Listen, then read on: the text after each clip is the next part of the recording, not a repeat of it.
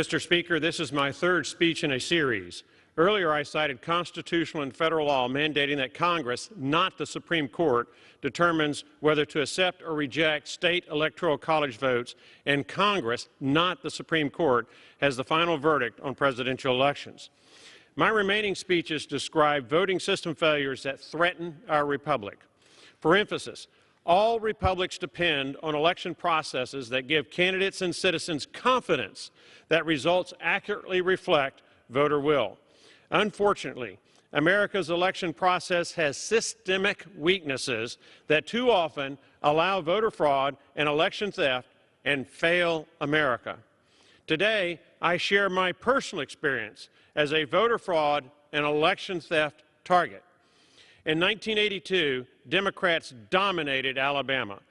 All Alabama statewide elected officials were Democrats.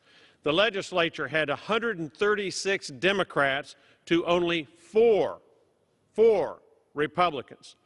Democrats held every single partisan elected office in Alabama's Tennessee Valley, from Mississippi on the west to Georgia on the east. In 1982, I ran as a Republican in Alabama House District 18. On Election Day morning, angry voters called me nonstop about voting machines blocking them from voting for Mo Brooks. At first, I blew these phone calls off as isolated problems, naively trusting America's election system. That trust was soon shattered. I'm a former prosecutor. After the election, another attorney and I investigated. We questioned witnesses, examined documents, and inspected voting machines. Our investigation revealed that 11 of 45 voting machines, 25% of all voting machines in my district, were rigged to block votes for Mo Brooks. In contrast, not a single machine blocked voting for my opponent or any other candidate on the ballot. At one voting precinct with 5 rigged voting machines, poll workers told voters that to vote for Mo Brooks, they had to give up their secret ballot right and sign a sheet on a wall for all to see. After the election, Democrat officials declared the voting machine problem was possibly caused by jostling in transit that somehow affected me but nobody else. What bunk! My hometown is the birthplace of America's space program. We know math. Mathematically, if there are 26 candidates and a machine blocks one candidate's votes, the odds of that candidate being blocked are 1 in 26. If there are 2 machines and each block only one candidate, the odds of that candidate being blocked both times are 1 in 26 squared, or 1 chance out of 676 chances.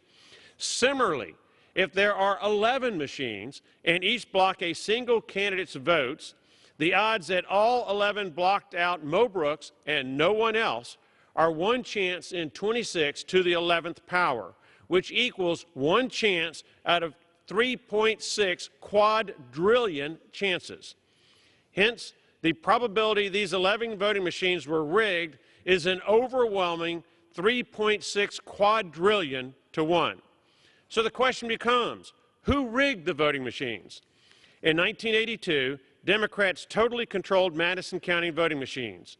I was in a hotly contested race to be the only Republican legislator elected in the northern third of Alabama. I threatened Democrat dominance. I was the potential breach in the Democrat Party dam. Democrats had motive, Democrats had opportunity, Democrats had control.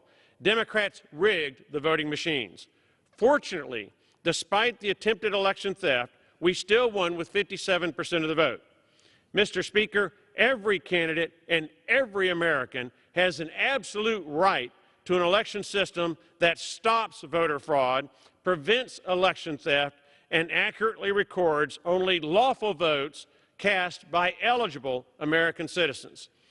As this speech and ensuing speeches will reveal, Alabama's election system is riddled with systemic problems that too often render our official election results unreliable.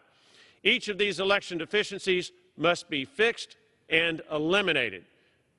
Mr. Speaker, I yield back the balance of my time.